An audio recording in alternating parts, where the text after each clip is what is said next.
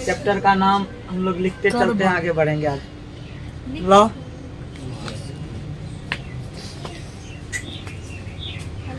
रे, चैप्टर का नाम है करवक। नाम क्या है रे बाबू? ये आपके पदखंड का सबसे पहला कविता है। करवक को लिखने वाले, इसके रचयिता, इसके कवि कौन है रे? मलिक मोहम्मद जायसी। मलिक मोहम्मद जायसी। मोहम्मद, ये मोहम्मद लिख देते हैं, जायसी इंक नहीं है इसमें। मलिक मोहम्मद जायसी। रे मलिक मोहम्मद जायसी ये कविता को लिखे और इसका जन्म कहाँ पे हुआ रे? यूपी में। कहाँ पे हुआ रे? यूपी का एक जिला है जिसका नाम है कब्र अमेठी। क्या नाम है? और उसका एक गांव है जिसका नाम है जायस। तो इसका जन्म कहाँ हुआ है रे? यूपी के। कहाँ हुआ है? यूपी के कब्र अमेठी। कब्र अमेठी।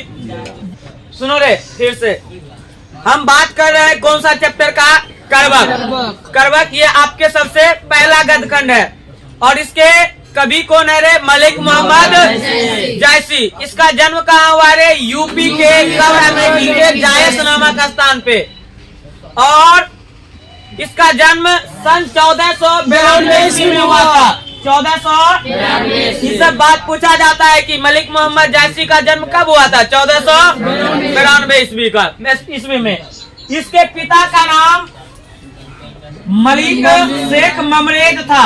मलिक शेख ममरेज, या फिर इसी के पापा के नाम था मलिक राजे अशरफ।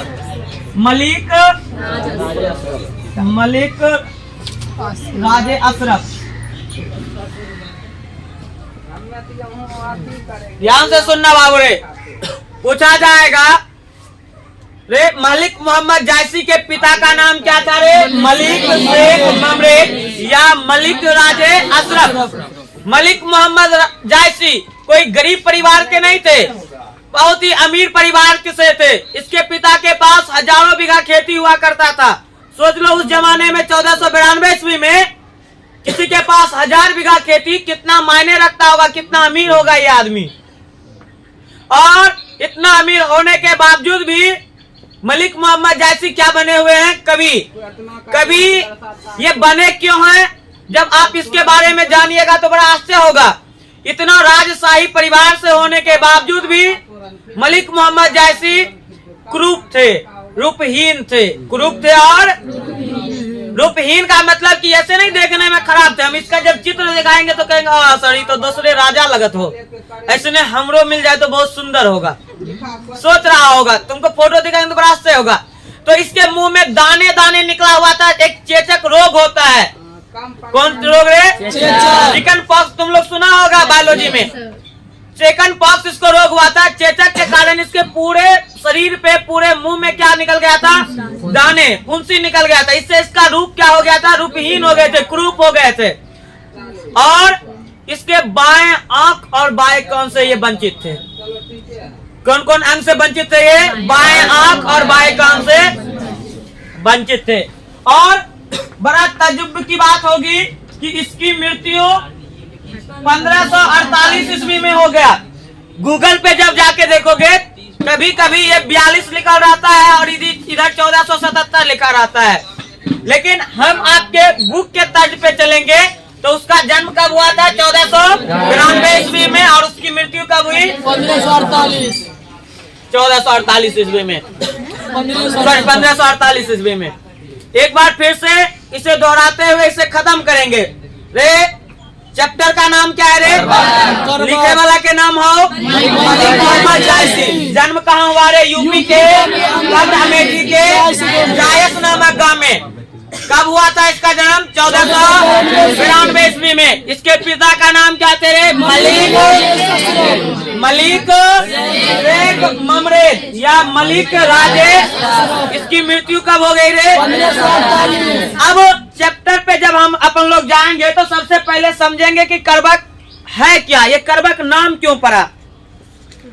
ये करवक नाम क्यों पड़ा? दोनों नाम एक अलग अलग पिता। नहीं, एक ही पिता थे यार, एक ही पिता के दो नाम है। ये लिखना चाहोगे? कोई दिक्कत नहीं, नोट मिल जाएगा तुम लोग को। इस क्लास का एक और खूबसूरती है कि जो चीज पढ़िएगा उसका नोट भी आपको साथ साथ बोलिएगा तो मिलता चला जाएगा। बट उसके लिए खर्चा 10 रुपया। 10 रुपया से 10 रुपया में आपको कुछ नहीं मिलेगा। समोसा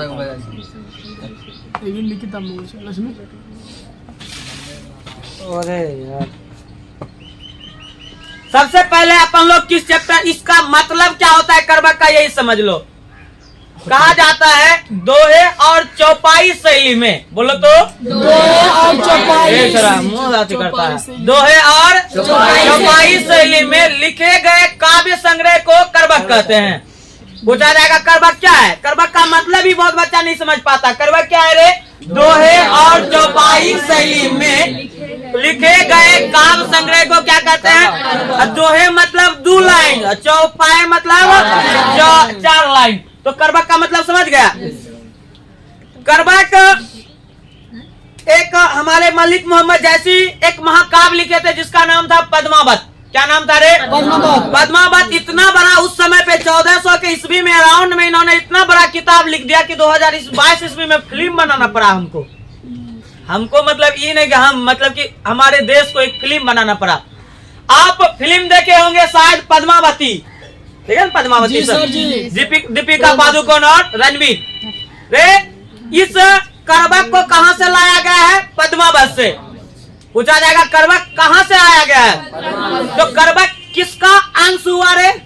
पद्मावत का। पद्मावत का क्या है? हालांकि हमारे महान कवि मलिक मोहम्मद कई किताब लिखे, पद्मावत, अखरावट, कारनामा, चित्ररेखा, आखिरी कलाम, ये सब किसके है रे? मलिक मोहम्मद जायसी के। ये सारे के सारे कौन लिखे हैं? मलिक मोहम्मद जायसी। फिर से सुनो, पद्मावत बोलो, चित्ररेखा, आखिरी कलाम, कारनामा, ये किसके हैं? मलिक मोहम्मद। तुमसे पूछा जाएगा, ये सब बात पूछता है, हालांकि इसका नोट मिल जाएगा। तो इसके लिए टेंशन नहीं है। बाकी हम जैसे ही खत्म होगा तो आपको जितना बात बोल रहे हैं उतना लिखाएंगे, एक्स्ट्रा वाला बात। करबक का मतलब समझ गया? करबक पद्मावत के 2 छंद से लाया गया है। एक पहला प्रारंभिक छंद है और एक अंतिम छंद है। प्रारंभिक जो छंद है, करबक कितने भाग में यहाँ पे लिखेंगे? 2 भाग। आप जब बुक देखिएगा तो ऊपर में लिखल रहेगा पहला, नियम लिखल रहेगा दूसरा। पहला प्रारंभ से ले लिया गया, अंतिम फिर लास्ट वाला से लिया गया। आखिर है क्या करबक में? तो पहला छंद कहता है, मलिक मोहम्मद जायसी कहता है कि रूप का पूजा नहीं होना चाहिए, किसका पूजा होना चाहिए? रूप का पूजा होना चाहिए। आखिरी जो छंद है उसमें उन्होंने व्याख्या क्या है? चित्तौड़ के राजा रत्न सेन और स्याल देश की राजकुमारी पद्मावती, दोनों की लव स्टोरी है, परम प्रसंग कहानी। इतना प्यार 1400 के ईस्वी में कि रे ओकर प्यार अभी के फिल्म बन गया। उस जमाना में इतना लव, अभी के दौर में आजकल प्यार ना हो तो भागा भगोवल, चट मंगनी पट बिया, गला डाला सिंदूर डाला बिया हो गया जी। उस जमाने में प्यार होता था, इतना प्यार रे। उस जमाने की जो नारी होती थी उसे कहते थे पतिव्रता नारी। उसे क्या कहते थे? पतिव्रता नारी। पतिव्रता नारी कहते थे ना। आज पतिव्रता नारी कह रहा, आज हुआ पतिव्रता नारी।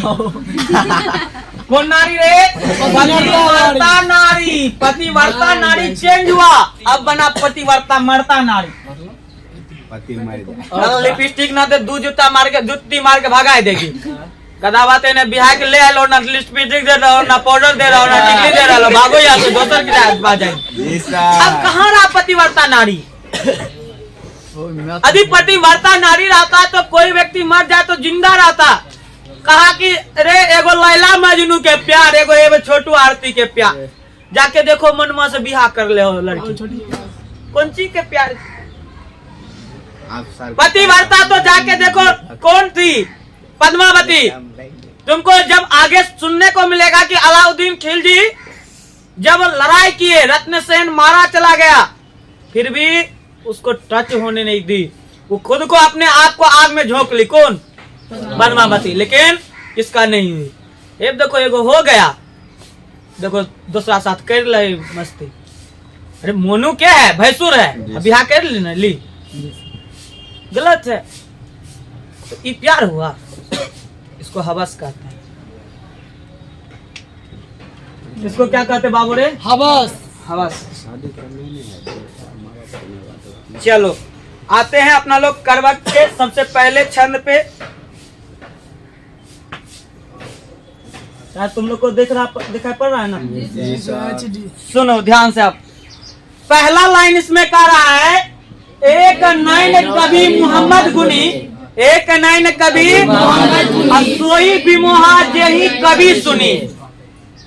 यहाँ पे नैन मतलब रे नैन मतलब क्या होता है? एक मतलब तो सबको पता है, कभी मतलब अपने आप को कह रहे हैं मलिक मोहम्मद जैसी, रे गुनी मतलब गुणवान। मैं एक आंख का होते हुए भी गुणवान हूँ। ये बात कौन बोल रहे हैं? क्योंकि हम शुरुआत में ही बोले कि मलिक मोहम्मद जी रूपहीन थे, कुरूप थे, चेचक के वजह से, और रे बाएं आंख और बाएं कान से वंचित थे। तो आंख भी नहीं थे बेचारे के पास। तो कह रहा है कि हम एक आंख के होते हुए भी क्या है रे? गुणवान। क्योंकि जो भी मेरे कविता को पढ़ते हैं, जो भी मेरे कविता को पढ़ते हैं, वो क्या हो जाते हैं रे? विभुक्त हो जाते हैं, विभोर हो जाते हैं, मनमुक्त हो जाते हैं, वो खुशी से प्रसन्न हो जाते हैं। ये बात कौन बोल रहे थे? मलिक मोहम्मद जैसी। पहला लाइन का क्लियर है? दूसरा लाइन सुनो रे। कह रहा है, चांद जैसे जग विधि उतारा, चांद जैसे जग विधि उतारा, दिन कलंक किन उजियारा। कहता है जिस प्रकार से चांद में दाग धब्बे होते हैं, जिस प्रकार से चांद में दाग धब्बे होते हैं, ये उसका दोष है, अवगुण है। विधि मतलब क्या? उतारने वाला। विधि मतलब भगवान, उतारने वाला। जग मतलब संसार, अवतारा मतलब जो अवतरण किया है। विधि मतलब हो जाता है भगवान। विधि मतलब भगवान, विधाता। कह रहा है कि रे भगवान ने हमें चांद के जैसा पृथ्वी पे उतारा है, भगवान ने हमें चांद के जैसा पृथ्वी पे उतारा है। जिस प्रकार से चंद्रमा दाग धब्बे के वजह से नहीं जाना जाता है, यह उसका क्या है रे? दोष है, अवगुण है। ठीक उसी प्रकार से मेरे अंदर भी काव्य शैली है। चंद्रमा जाना जाता है तो केवल किस लिए जाना जाता है? शीतलता के लिए जाना जाता है। चंद्रमा किस लिए जाना जाता है? शीतलता के लिए। उसी प्रकार से मलिक मोहम्मद जी किसकी वजह से जाने जाएंगे? अपने काव्य शैली के लिए, ना कि रूपहीन के लिए, ना कि एक आंख से बाधिर होने के लिए। यही बात तुमको समझा रहे हैं कि रूप का पूजा नहीं करो, किसका पूजा करो? गुण का पूजा करो। कल एगो गेट पे आ जाएगी एगो सुंदर लड़की, तो हर ध्यान उधर रहेगा, मास्टर भाई इधर देखबो नहीं करेगा।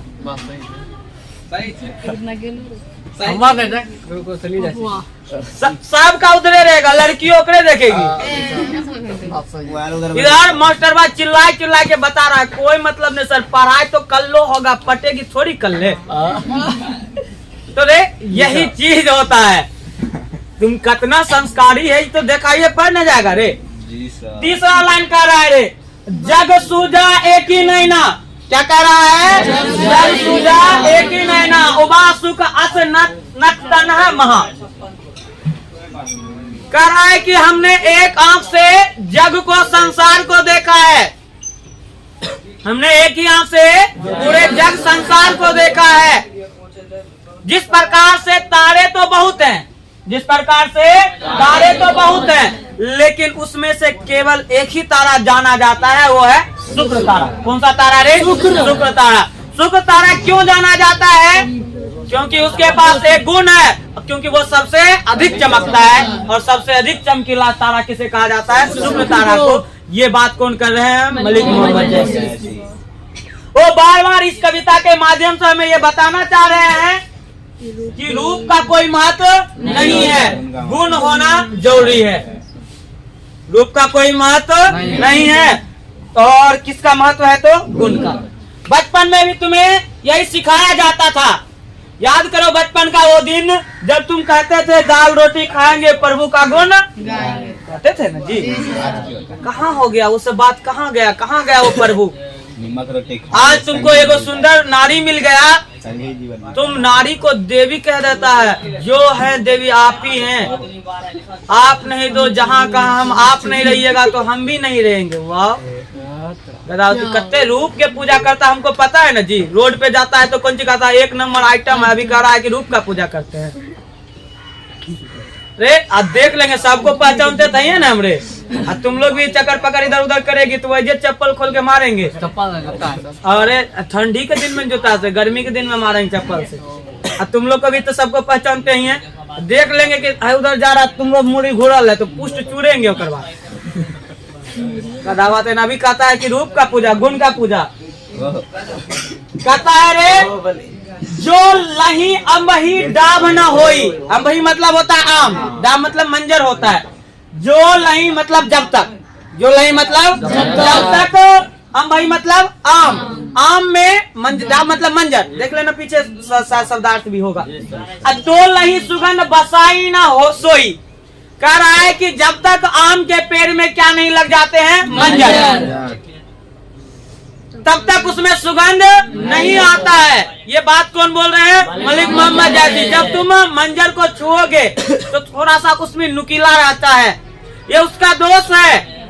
लेकिन वो इतना सुगंधित होते हैं, कुछ महीने के बाद हमारे इधर बसंत आगमन होगा और बसंत आगमन आते ही देखिएगा कोयल पिपहा क्या करने लगते हैं, चहचहाने लगते हैं। सुबह जब आम के बगीचा में तुम जाओगे तो उसका सुगंध इस कदर आपको भाएगी कि निकलने का मन नहीं करेगा। इसलिए जब तक आम के पेड़ में क्या नहीं आता है रे, मंजर, तब तक सुगंध नहीं आएगा। तो ये क्या है रे, आम का गुण है। अब नेक्स्ट लाइन कह रहा है रे, किन समुद्र पानी जो खरा, की कह रहा रे, किन समुद्र पानी जो खरा तो अति भाई असुज अपारा। इस लाइन का मतलब तुम अपने मन से भी निकाल सकता है रे। तुम जानता है कि समुद्र का पानी क्या होता है, खारा होता है, नमकीन होता है, उसे पी नहीं सकते। ये उसका क्या है, अवगुण है। समुद्र का पानी क्या है, खारा होता है, नमकीन होता है। 1 किलोग्राम को उबाला जाए तो 35 ग्राम नमक निकल जाता। ये उसका क्या है रे, अवगुण है। लेकिन उसका एक गुण ये है कि उससे मिलने के लिए कई मीठी नदियां, एक खारा समुद्र क्या है, खारा, उससे मिलने के लिए कई मीठी नदियां उससे व्याकुल होता है। और जैसे ही उस समुद्र में मिल जाता है वैसे ही क्या हो जाता है, वो रे स्थिर हो जाता है। खारा होने के बावजूद भी, खारा उसका एक अवगुण है, लेकिन उससे मिलने के लिए कई मीठी नदियां क्या है रे, व्याकुल होता है। आज तक उसे कोई पार नहीं कर पाया है और ना ही उसकी गहराई जान पाई है। समुद्र कितना गहरा है तुम कहाँ जान पाते हो। कौन है कि जो समुद्र को पार कर लेता है, कोई नहीं कर पाता है। यही बात कौन बोल रहे हैं, मलिक मोहम्मद जायसी, कि भले ही समुद्र का पानी क्या हो रे, खारा हो, ये उसका अवगुण है, कोई पी नहीं सकता, ये उसका गुण है। लेकिन उसका एक गुण भी है कि उसे कोई पार नहीं कर सकता है। उससे मिलने के लिए कई नदियां क्या होता है रे, व्याकुल रहती है और उसे कोई पार नहीं कर सकता और ना उसकी गहराई को जान सकता है। क्या कह रहा रे, जो सेमेरु त्रिशूल विनाशा, क्या कह रहा रे, जो सेमेरु त्रिशूल विनाशा भा कंचन गिरी लग आकाशा। एक पर्वत है जिसका नाम है सेमेरु पर्वत। क्या रे, सेमेरु पर्वत। सेमेरु पर्वत जो है कंचन गिरी पर्वत को नाम से उसे जाना जाता है और उसके ऊपर में भगवान क्या करते हैं, निवास। जब उस पे वार किया गया था, कौन किया था वार, शिव भगवान, तो उसमें बहुत सादे क्या हो गया, उभार था, कहीं पे अति था। फिर भी उस पे जाके भगवान क्या करता है, निवास करता है। और छोटा मोटा भगवान नहीं, कौन भगवान रे, विष्णु भगवान। अब सोच के देखो कि जहाँ विष्णु भगवान क्या कर रहा हो, निवास, तो उसका खंडर ढावर क्या। आज भी तुम जानता होगा अमरनाथ की यात्रा बड़ी यात्रा होती है, फिर भी आदमी भीड़ लगा के जाता है। क्यों सर? बर्फ, अमरनाथ का मन नहीं जानता यार, तुम लोग अजीब आदमी है। शिव भगवान का उतना अथी है, महाकोप है, वहाँ के रास्ता बंद हो जाता है तो सरकार से युद्ध छिड़ जाता है कि रास्ता खोलिए। बहुत संकीर्ण रास्ता है, पर्वतों के बीच रे बर्फ के पर्वतों के बीच वो मंदिर है और वहाँ पे जाके पूजा किया जाता है। सोचो कि थोड़ा सा दिक्कत हुआ लेकिन कितना को वो सफल कर गए। यही बात कर रहे हैं कौन? मलिक मोहम्मद जैसी। थोड़ा सा तकलीफ होता है और तुम क्या करता है कि आज पेट में दर्द है, पढ़ने नहीं जाएंगे। यदि तुम्हारे पेट में दर्द हो तो कहे कि ना पढ़ने जाएंगे, चाहे कुछ भी हो जाए, खाना भले ना खाएंगे, पढ़ने जाएंगे। बचपन के दिन में भले तुम नारा लगाते थे आधी रोटी और फिर भी स्कूल, कहाँ है वो दिन? भात पेट खाएंगे, गाला तक ठूस के खाएंगे, पढ़े लिखा जाएंगे, पेट भरिए तो गया है। पहले के जमाने में अकाली हुआ करता था, बच्चा मिड डे मील के वजह से जाया करता था। आज तो हर घर में कौन ऐसा घर है जिसके यहाँ खाने की अकाली हो? कोई ऐसा घर नहीं बचा होगा जहाँ पे खाने की लाले पड़ रहा हो। फिर भी पढ़ाई पीछे जा रहा है। तो यही कह रहे हैं हमारे कौन आपको कि रे बार सहा, तब वो क्या हुए? भगवान विष्णु के सोने का स्थान बना।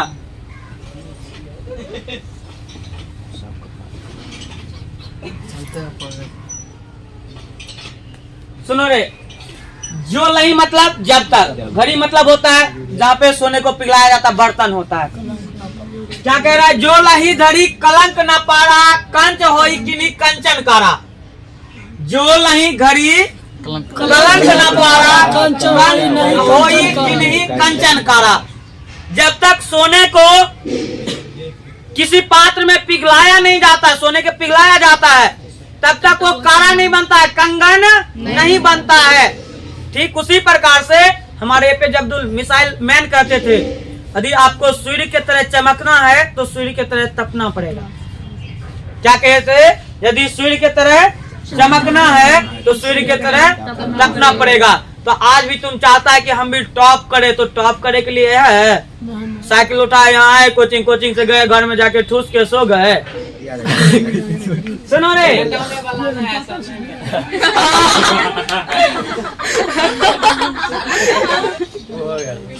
यहाँ पे क्या है? देखो, एक नैन जस दर्पण ओ तही निर्मल माऊ। रे कह रहा है कि मैं एक, कौन कह रहा है ये बात? मलिक मोहम्मद जैसी। मैं एक नैन का होते हुए भी, मैं एक नैन का होते हुए भी दर्पण के तरह स्वच्छ हूँ, निर्मम हूँ। कैसे? जिस प्रकार से जब दर्पण के सामने तुम जाओगे, तुम जैसे दिखोगे वैसा ही तुम्हारा बखान करेगा वो।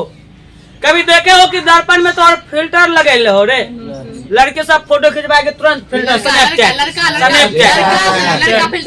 अभी हमको देखे कि सर आप स्नैपचैट का यूज कर रहे, मारेंगे कहियो कहीं अपने मोबाइल में स्नैपचैट डाउनलोड ना करें, कुछ ना दिया मैं नथिया तो में नथियो उथियो सुनते हैं बन जाता है, ऐसा सब लाल लाल हो जाता है। तो रे कुछ नहीं है तो स्नैपचैट तो कह रहा है कि वो वाला चैट फैट मत देखो, स्नैपचैट को जाए तेल लेने भेज दो। हम एक आंख के होते भी दर्पण के तरह हैं, हम जैसा देखते हैं वैसा ही वर्णन कर देते हैं। जिस प्रकार से दर्पण के आगे जाओगे तो तोरा जब फुंसी दिखने रहेगा, वो दिखाएगा कि तोरा यहाँ पिंपल्स है, दिखा गया कि बाल के आगे कि यहाँ मस्टरबा के यहाँ तक उड़ गया तो हम दिखाएगा कि उड़ल है, इन्हें कि नहीं छोड़ देगा हमको। सबका जैसा दिखेगा वैसा प्रतिलिपि बनाता है। तो वही मलिक मोहम्मद जैसी कहता है कि मैं एक आंख का होते हुए भी, मैं किसके तरह स्वच्छ हूँ? क्वेश्चन है इससे पीछे। मलिक मोहम्मद जैसे ने अपने दर्पण से अपना तुलना क्यों किया? दर्पण से क्यों किया? क्यों? क्या समझ रहा है ना रे? क्योंकि वो जैसा देख रहा है वैसा ही बखान कर रहा है, वैसा ही वर्णन कर रहा है, इसीलिए वो अपने आप को क्या बोलता है रे? मैं दर्पण की तरह निर्मम और स्वच्छ हूँ। क्या है? सब रूपवंत गई, सुनो ध्यान से रे, सब रूपवंत गई मुख जो वही कही चाऊ। जितने भी हम एक आंख का होते हुए भी ना, हम ऐसा अपने आप में कार्यशैली ला दिए, ऐसा गुण ला दिए, जो भी रूपवान व्यक्ति हैं, जो भी रूपवान व्यक्ति हैं, वो हमारे आगे आके हमारे कविता को सुन के क्या हो जाते हैं? विभुक्त हो जाते हैं, विभोर हो जाते हैं। ये बात कह रहे थे मलिक मोहम्मद जैसी। तुमसे पूछा जाएगा मलिक मोहम्मद जैसी के प्रथम करवक में किसका बखान होता है तो रूप का पूजा नहीं गुण का पूजा होना चाहिए। तुम लोग भी रूप का पूजा नहीं करोगे, किसका पूजा करोगे रे? गुण का पूजा करोगे। अंदर बोले हमने लेकर आएगा था काली होते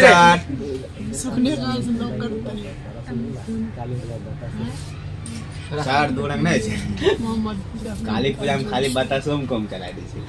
सुनो रे आप, हम लोग दुर्गा पूजा में करवा के दूसरे छंद में आ चुके हैं। करवा के ये भी कहाँ से लाया गया है रे? पद्मावत से।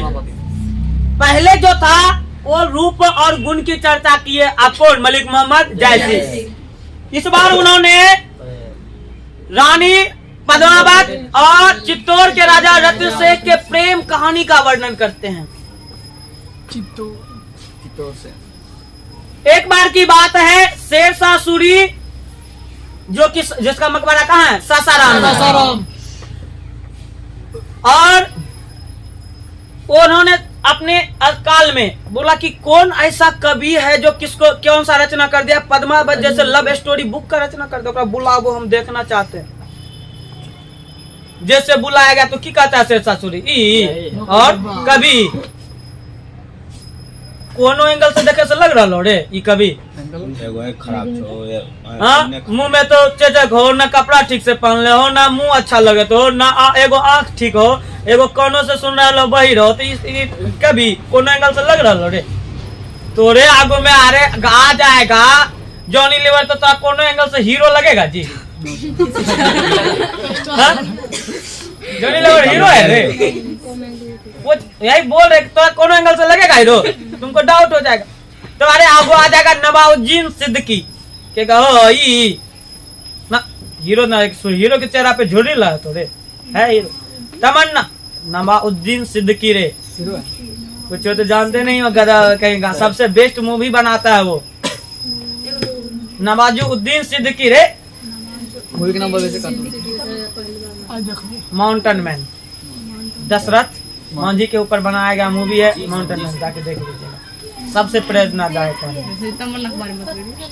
तमन्ना भट्ट एक हीरोइन है, उसके साथ उसका गाना आया हुआ था, सबसे सुंदरी हीरोइन हमको लगता है तमन्ना भट्ट। तमन्ना भट्ट के साथ वो लड़का को देखेगा ना, कहेगा कि हाँ ये लड़का कोई फोटोग्राफ वीडियो न बना, लड़की कहीं देखबो न करेगी, तमन्ना भट्ट के साथ आया होकर वीडियो।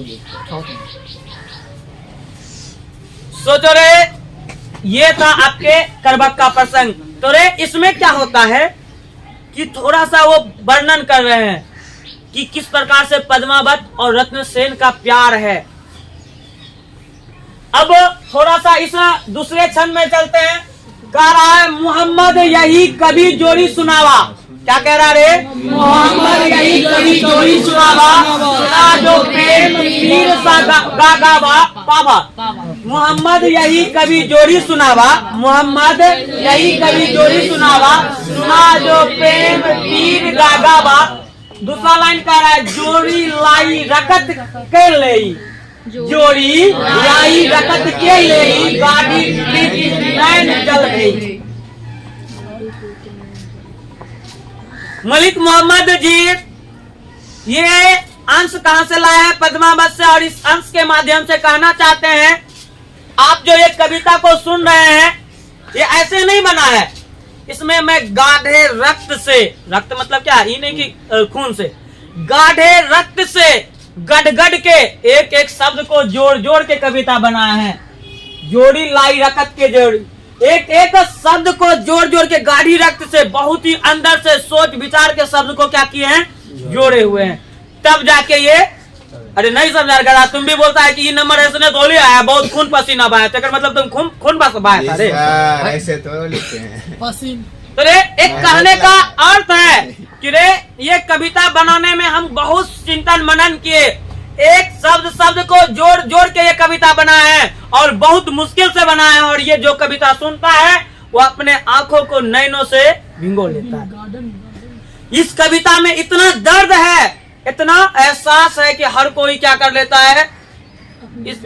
एक मूवी था शायद, ओकरा में सलमान खान था, 3 गो भाई था, ओकरा में एगो भाई बंटवारा हो जाता है, प्रेम नाम है सलमान खान का। हम साथ साथ हैं। जो भी वो मूवी को देखा होगा, शायद ऐसा कोई नहीं होगा जिससे उसका आंख भिगोया नहीं होगा मूवी को देख के। प्रत्येक व्यक्ति होगा जो उस मूवी को देखने के बाद थोड़ा सा उसके अंदर भावुकता जरूर आई होगी। तो यही बात कर रहे हैं कौन रे? मलिक मोहम्मद जायसी। मलिक मोहम्मद जायसी का जन्म कब हुआ था रे? 1492 ईस्वी में रे। ओकर पापा के नाम की था रे?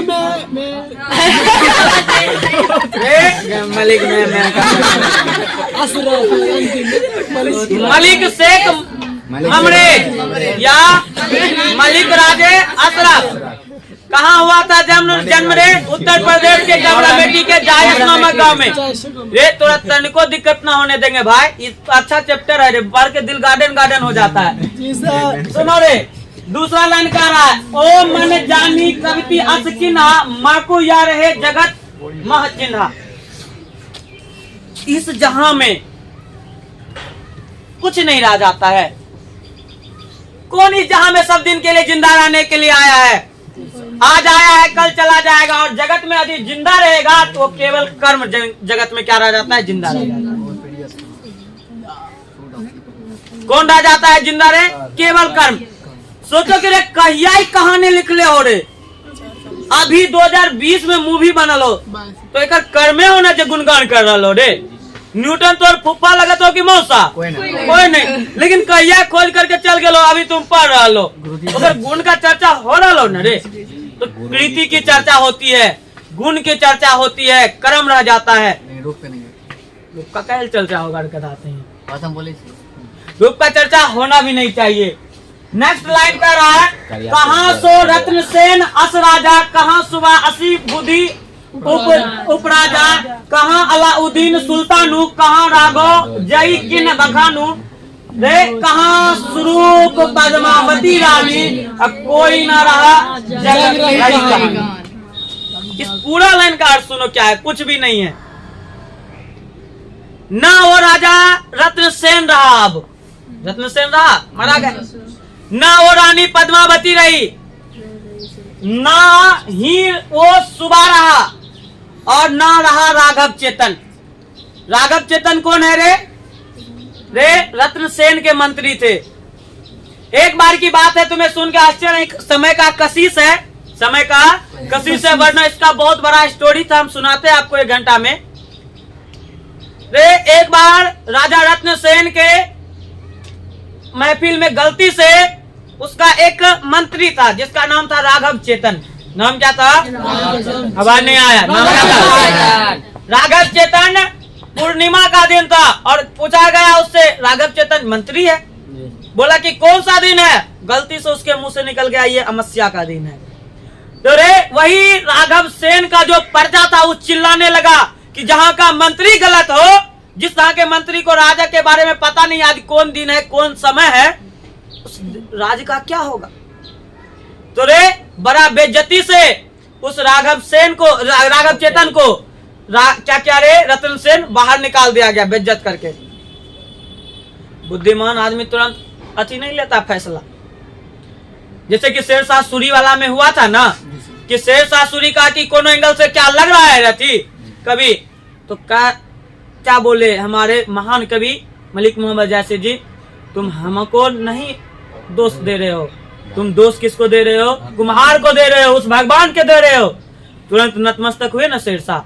फिर उसके बाद 5 मिनट नहीं रुके, जहां पे बेइज्जत हो जाता है वहां पे 5 मिनट नहीं रुकते थे मलिक मोहम्मद जी जायसी, चले जाते थे।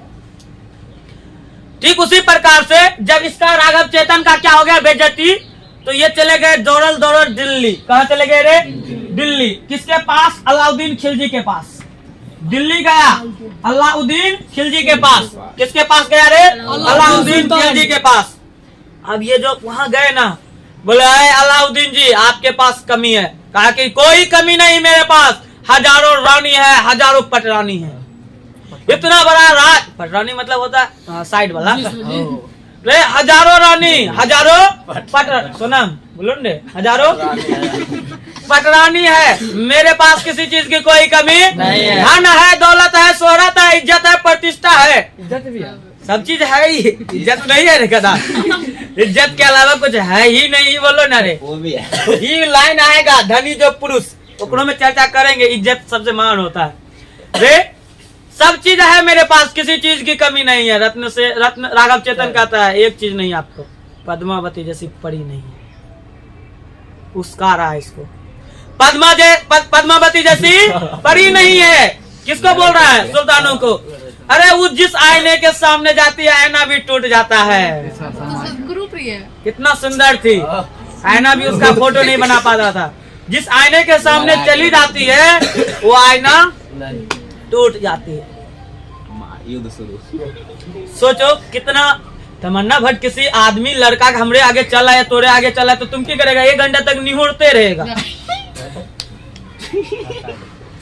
तो इतना सुंदर है, उसको चढ़ा रहा है, ओकरा बता रहा है कि बहुत सुंदर है, देखे में सुशील हो, बहुत मनमोहक हो, जो देखा है ओकरा चाहता है अपना बना ले। अब ये अलाउद्दीन के अंदर का जो कामुकता है, काम वासना है, वो जगने लगा। अब जब किसी के व्यक्ति के अंदर काम वासना जगता है तो चाहता है किसी भी तरीका से उसे क्या कर ले रे, हथिया ले। कभी कभी सुनता होगा कि तुम लोग शायद मूवी देखा होगा कि नहीं, बासेपुर 2 से गोली मार देता है, हमसे प्यार नहीं। कहा है जी, कोई तुम्हारे पास काबिलियत होने के बावजूद भी तुम्हारे काबिलियत को कोई नहीं पहचाने, बड़ा गुस्सा होता है यार। तुम्हारे पास काबिलियत है लेकिन कोई तहजीब नहीं देते, उस समय पे तुमको बहुत गुस्सा आएगा। तो यही बात होता है। लड़की को गया, प्रपोज किया, कोई हम दूसरा बात बोल रहे हैं, ये नहीं कि ओकरे प्रपोज करने वाला कर देना। प्रपोज किया, नहीं हुई, अब किसी भी हद तक लड़का गिर जाता है कि अपना बना के छोड़े। अब उमान जितना मूवी है सब यही पे आधारित है कि हीरो जाएगा, लड़की को पटाएगा, नहीं पटेगा, दोनों में युद्ध होगा, फिर बाद में बाप को माँ को मरवा के दोनों एक हो जाएगी। उधर प्यार मोहब्बत जिंदाबाद, माँ बाप गया शमशान। तो फिल्म में अपने पिछले नहीं रे भोजपुरी का स्टैंडर्ड खत्म है, तो भोजपुरी वाला हम छोड़ो न चाहे वो डिम्पलवा अंदर आ गया। केकरा अंदर? अलाउद्दीन खिलजी के अंदर। या तो हम पद्मावती को अब पाएंगे ही पाएंगे, चाहे जो करना पड़े। सैकड़ों बार युद्ध किया, किससे? रत्नसेन से। चित्तौड़ के राजा से दिल्ली का सुल्तान कितना बार युद्ध किया? हजारों बार किया, सैकड़ों बार किया। काहे ले? खाली पद्मावती परी के पावे ले। लेकिन पद्मावती पतिव्रता नारी था, पतिव्रता नारी नहीं था। वो पति से ही प्यार करती थी, और इस कदर वो प्यार में थी कि जब युद्ध हार गया, रत्नसेन युद्ध हार गया, रत्नसेन मारा चला गया। अब सुल्तान को लगा कि अलाउद्दीन को कि अब तो क्या हो जाएगी, वो मेरी हो जाएगी। जब वो रूम का गेट खोला तो देखा वहां पे केवल राख था। पद्मावती एक आग में जल के मर गई। केवल क्या था रे? राख। और राख का रंग कैसा होता है तुमको? यही बात कह रहा है मलिक मोहम्मद जैसी कि रे ना वो अलाउद्दीन खिलजी रहा, ना अलाउद्दीन सुल्तान रहा, और ना ही कोई रह पाया। जैसे कि राघव चेतन था, वो भी जो थोड़ा सा बखान के कारण अति हो गया, वो भी नहीं रहा। दुनिया में कुछ भी नहीं रहा। ना ही रही कौन रही? पद्मावती भी मारी चली गई, पद्मावती भी नहीं रही, और रही तो रही उन दोनों की केवल कहानी रही। प्यार की कहानी, प्रेम की कहानी, मोहब्बत की कहानी, लव स्टोरी रही। यही बात मलिक मोहम्मद जैसी कह रहे हैं कि रे इतना प्रेम होना चाहिए कि रे टूटे से टूटे ना। ये है मलिक मोहम्मद जैसी। जो जो ये सुनता होगा सोचो कितना आहत आता होगा कि उस जमाना में इतना प्यार। ओ माय गॉड, अभी प्यार कहाँ होता है गधा? कुछ नहीं होता है।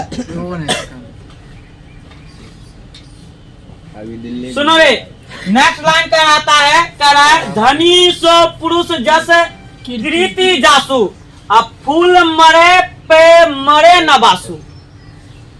धनी पुरुष वही है रे, धनी पुरुष वही है जिसके पास इज्जत है। जिस प्रकार से फूल तो मुरझा जाता है लेकिन उसका सुगंध नहीं मुरझाता है। याद करो जब तुम्हारे घर में गुलाब आया होगा तो सुबह में देखा होगा मुरझा गया, तो यो नाक में सटा के दोबारा सूंघ लेते हैं, खींच लेता है कस के, नहीं खींच लेता जी। काहे जी? तोरा पता है कि मुरझेलों के बाद एक में सुगंध है। ठीक उसी प्रकार से मलिक मोहम्मद जी जैसी कहते हैं धनी पुरुष वो नहीं जिसके पास धन दौलत अशरफ खूब हो, ये वो नहीं है। धनी पुरुष वही है जिसके पास इज्जत है। जिसके पास क्या है रे? इज्जत है। इज्जत है ये नहीं है, धन पैसा लेके की करेगा? लोग तोरा भाव दे नहीं रहा है, धन पैसा लेके की करेगा रे? लोग तोरा कह रहा है बकलो, आज कुछ कह ही नहीं रहा है, तो इज्जत लेके क्या करेगा? तो इज्जत नहीं, किसका पूजा होना चाहिए? हमेशा गुण का। जिस प्रकार से फूल मुरझा जाने के बाद भी सुगंध देता है, ठीक उसी प्रकार से रे तुम्हारे घर में कोई मतलब तुम्हारे आस पड़ोस में एक आदमी मर गया, कहता है कि रे जवानी में बड़ा सुंदर था, मरा तो अच्छा नहीं लग रहा है। ये नहीं बोलते होंगे आप, ये बोलते होंगे जवान में कितना मतलब पहले कितना अच्छा कार्य करके गए हैं, बेचारे बहुत अच्छे इंसान थे। कभी कोई आदमी मुंह से बोले कि जवान में खूब सुंदर लग रहा था, बेचारा मरा तो खराब लग रहा नहीं। इसलिए पूजा रे जिस प्रकार से इज्जत धनी पुरुष के लिए जरूरी है, ठीक उसी प्रकार से फूलों में क्या जरूरी है? महक जरूरी है। नहीं महक नहीं रहेगा तो क्या करेगा? जिस प्रकार से फूल का हालत है वही होगा। सुनो रे, बस 2 लाइन ध्यान से सुनो। कहीं ना जगत जस बेचा, कहीं ना जगत जस बेचा, कहीं ना लेना जस मोल। कहीं ना जगत जस बेचा, कहीं ना लेना जस मोल। जो या पढ़े कहानी हम सबरे दुई बोल, हम सबरे दुई बोल। इस जहां में कोई प्यार को नहीं खरीद पाया है, इज्जत को कोई नहीं खरीद पाया, और इसका कोई रेट नहीं लगता है, कोई मोल कोई ना बेच पाया है, ना ही कोई। कभी जाए गए हो वीरेंद्र शाह के दुकान में जाके बोलो 5 किलो मोहब्बत दे दो, 5 किलो प्यार दे दो, 5 किलो प्रेम दे दो, 5 किलो इश्क दे दो, 5 किलो लव दे दो? दिए लेंगे नहीं, खरीद ही नहीं सकते हो, और उसका कोई मोल ही नहीं है। कभी कहो कि अरे हम तोरा से दिलो जान से प्यार करते हैं, हम तोरे से दिलो जान से प्यार करते हैं, हमारे मोहब्बत का मोल दे दो। कोई दे पाएगा? कोई नहीं दे पाएगा। This can not be possible. Loves value, कोई लव का वैल्यू ही नहीं दे सकता है। प्यार क्या होता है राजा हीर से पूछो, और तुम पूछ रहा है आरती छोटू से। प्यार नहीं हवस है। तो यही बात बोल रहे हैं मलिक मोहम्मद जैसी कि प्यार को, मोहब्बत को, इसको कोई बेच नहीं पाया और ना ही कोई खरीद पाया। और जो भी ये मेरे कहानी को सुन रहा है, जो मेरे कविता को सुन रहा है, उसके मुंह से 2 शब्द मेरे लिए जरूर निकला होगा, आह कितना अच्छा रचना किया है ये। तुम लोग को भी यही सीख मिल रहा है इससे। लड़की लोग ज्यादा ध्यान दो, पति मरता नारी नहीं बनना है, पति वर्ता नारी बनना है। जे होगा गधा घोड़ा कुत्ता कमीना ओकरे भगवान मानना है। पति देव होता है, पति देव होता है। पंची रहेगा, पति जुआरियो है तो देव है। इंडिया में है रे बकलोलिया। अभी यही बात बोले बकलोल कत्तो कुछ है तो अपन तो देखो लड़की पति मरता के नारी कैटेगरी में जा रही है। कैटेगरी चेंज मत करो रे। हाँ रे आज तुम लोग भी गदावत जुआ नशेरी सशेरी ना करो। तोरा देखे तो आदमी को लगे कि ऐसा बच्चा भी भविष्य में होगा कि नहीं होगा पता नहीं, ऐसा बच्चा भी भविष्य में होगा कि नहीं होगा पता नहीं। रे तुम ही जाएगा कल सिगरेट पीते तोरे घर में, देखो ना चर्चा चल जाएगा पूरा गांव में कि फलनमा के बेटा सिगरेट पी रहो। दुनिया में सबसे अंतिम नालायक फलनमे के बेटा है, ओकरा से ज्यादा नालायक दुनिया में कोई ये नहीं किया है। तोरा तो लगेगा हमार नाम चल रहा है, हमारे सिगरेट पिए में नाम हो, क्षेत्र के 1 नंबर में नाम आता है सिगरेट पिए में। रे गधावा जो सिगरेट पीने के बाद जो तोर बाप के बेइज्जती होगा उसका क्या? तो कभी भी अपने बाप के दम पे मत कूदो, औकात बनाओ अपना, दम पे कूदो अपना। 2 रुपया कमाने लगो तो बाप से मुंह मत लगाने लगना। बाप का चप्पल पैर में आने लगे तो बाप से ही नहीं उलझ जाना है। रे अपना कमाना है, बाबूजी के बोल देना कि बाबू तेरे चप्पल ना हो तो एगो चप्पल ले लो, कोई दिक्कत नहीं है। इस प्रकार से यदि तुम करोगे तो तुम्हारा भी जिंदगी सफल हो जाएगा, तर जाएगा। एक बार फिर से हम इस चर्चा की इस पूरे चैप्टर की चर्चा कर लेते हैं, उसके बाद ये चैप्टर खत्म हो गया है। कल आप क्वेश्चन आंसर बना के लाभ हो गए, अब चेक करेंगे हम। सुनो ध्यान से रे, पूछा जाएगा मलिक मोहम्मद जैसी कहाँ के रहने वाले थे? यूपी के किस जिला के रे? कमरे अमेठी जिला के। कब जन्म हुआ था रे? 1492 ईस्वी में। 1492 लुढ़क कब गए थे रे? 1548 ईस्वी में रे। इसके पापा के नाम क्या थे? मलिक राजे, मलिक शेख ममरेज। मलिक शेख, दोनों नाम ने बोलेगा जी। मलिक शेख ममरेज, मलिक राजे। पूछा जाएगा रे आम में कब सुगंध आता है? पूछा जाएगा रे ये मलिक मोहम्मद जायसी अपना तुलना किससे करता है? दर्पण से। क्यों करता है? क्योंकि दर्पण वास्तविकता को दिखाता है, तो मलिक मोहम्मद जैसी भी किसको दिखाता है? रे किस चीज को आप ना खरीद सकते हो ना बेच सकते हो? प्रेम को। किसको नहीं बेच सकते हो रे? पूछा जाएगा करबक का मतलब क्या होता है? दोहे और चौपाई शैली में रे, दोहे और चौपाई शैली में लिखे गए काव्य संग्रह को करबक कहते हैं। करबक में कितने भाग हैं? 2 भाग। पहला करबक और दूसरा करबक किस ग्रंथ से लिया गया है? पद्मावत से। पूछा जाएगा मलिक मोहम्मद जैसी के रचना का नाम बोलो। पद्मावत। आखिरी नामा रे? आखिरी नामा, आखिरी कलाम। पद्मावत, आखिरी कलाम, कारनामा, चित्ररेखा, एक 12 मास भी है सर, 12 मासा। ये सब उसके रचना थे। ये थे मलिक मोहम्मद जैसी। अब जब पंची लिख रहा है बकवाल पंची भाई निकलना है आगो में गला के इधर उल्टा होना। पद्मावती। एक बार तुम लोग को मलिक मोहम्मद जैसी के साथ दर्शन भी करवा देते हैं। ये उसका प्रश्न भी था।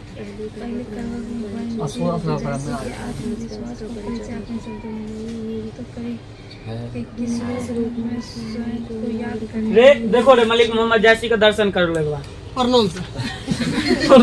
यही पर अच्छा पूछा जाएगा मलिक मोहम्मद जैसी किस धारा के कवि थे? निर्गुण धारा के। निर्गुण धारा के कौन सा मार्ग है? प्रेम मार्गी कवि। कौन मार्ग रे? इसीलिए इसे प्रेम के पीर कवि कहते हैं। इसलिए इसे कौन सा कवि कहते हैं? प्रेम के पीर कवि। तो इतना दर्दनाक स्टोरी को लिखने वाले व्यक्ति का जिंदगी कैसा होगा सोच लो। देखो तुम लोग देखते कितना सुंदर लग रहा है। ज्यादा मत लड़की ज्यादा कहीं का सोच लेती है कुछ से कुछ।